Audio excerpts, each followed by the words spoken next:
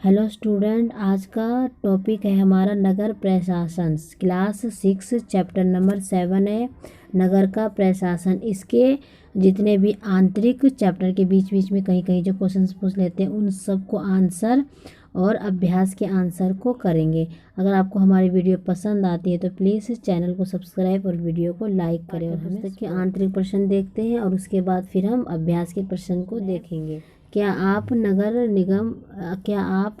पालिका के कार्यों की सूची बनाने में शंकर की मदद कर सकते हैं?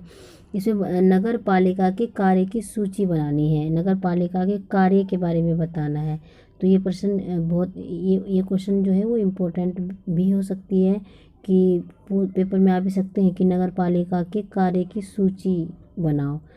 तो नगर पालिका के कार्य की सूची, जो नगर पालिका क्या क्या काम करती है, तो नगर पालिका स्कूल स्थापित करना उसका काम है, शहर में दवाखाना और अस्पताल चलाना, बाग बगीचे की देखभाल करना, सड़कों व बाजारों की सफाई का काम करना नगर पालिका का कार्य है। लिखित वाक्यों के खालिस्तान भरिए, जो वाक्य दिए से खालिस्तान भरने हैं।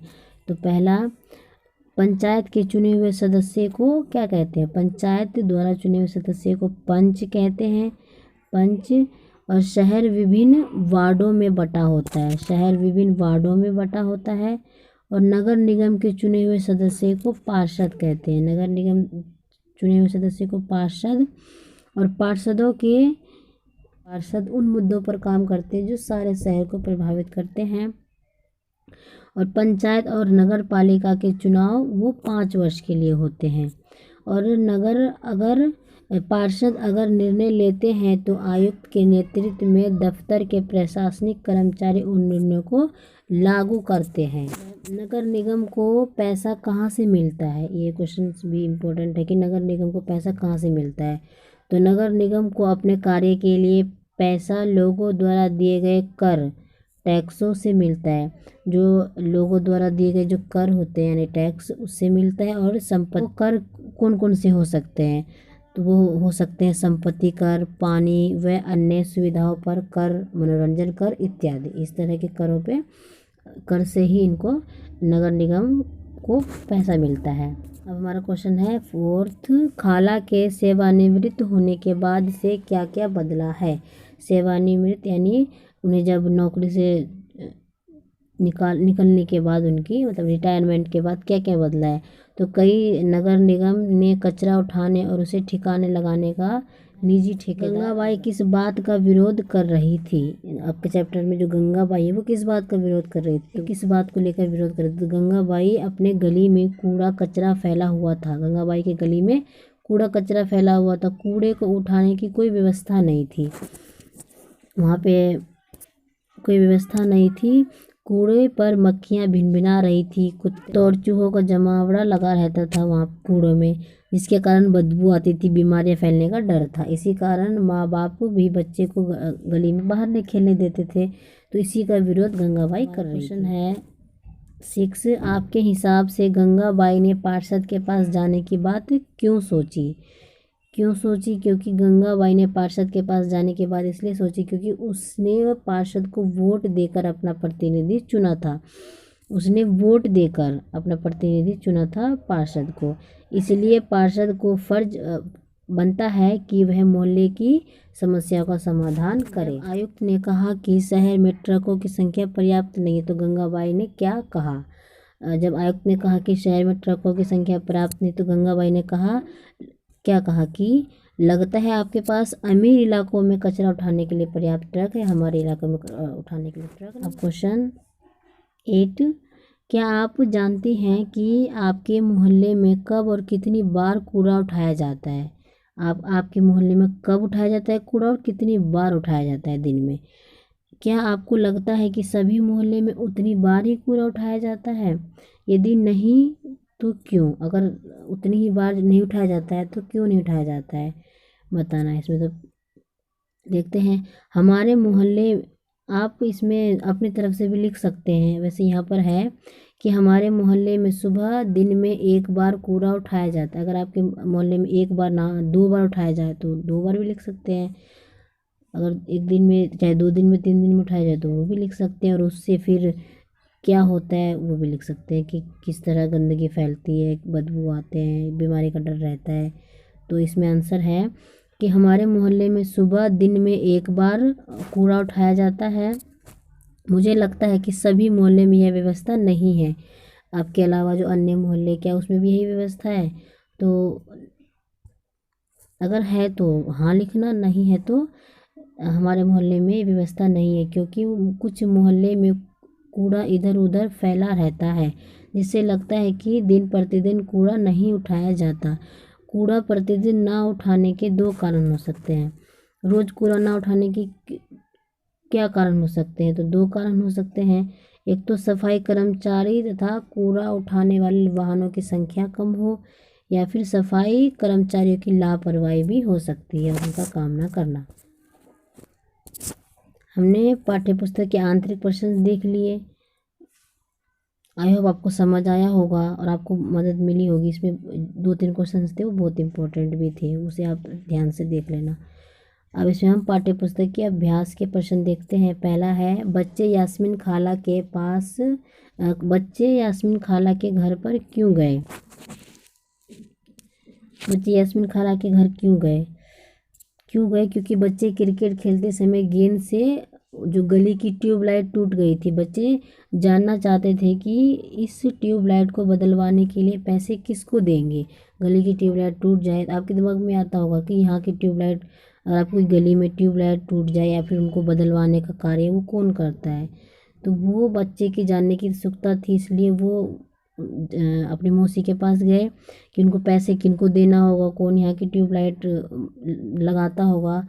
और फिर यास्मीन खाला पहले नगर निगम में नौकरी करती थी, इसलिए बच्चे को लगता था कि उन्हें इस बात की जानकारी होगी, इसलिए वो खाला के पास गए। अब हम देखते हैं, नगर निगम के कार्य शहर के निवासियों के जीवन को किस तरह प्रभावित करते हैं। नगर निगम जो कार्य करते हैं वो शहर के निवासियों को जीवन किस तरह प्रभावित करते हैं। तो नगर निगम के कार्य शहर में, उनका कार्य होता है शहर में दवाखाने तथा अस्पताल चलाने का कार्य करता है। दवाखाना और अस्पताल चलाने का कार्य नगर निगम का है, जिससे लोगों की स्वास्थ्य सुविधाएं प्राप्त होती है, उनकी अच्छी स्वास्थ्य अच्छी हो, उसकी सुविधाएं मिलती है। और नगर निगम जो है वो स्कूल खोलता है तथा उन्हें चलाने का काम करता है, जिससे बच्चों को पढ़ाई की सुविधा प्राप्त होती है। और नगर निगम सड़कों तथा बाजारों की सफाई का काम करता है, जिससे शहर में बीमारी ना फैले। नगर निगम पीने का पानी की सुविधा उपलब्ध कराता है, जिससे शहर के लोगों की पानी की आवश्यकता पूरी हो जाती है। ये क्वेश्चन है, नगर निगम पार्षद कौन होता है? हमने पढ़ा कि नगर निगम शुरू से पढ़ते हुए आ रही है, कौन है?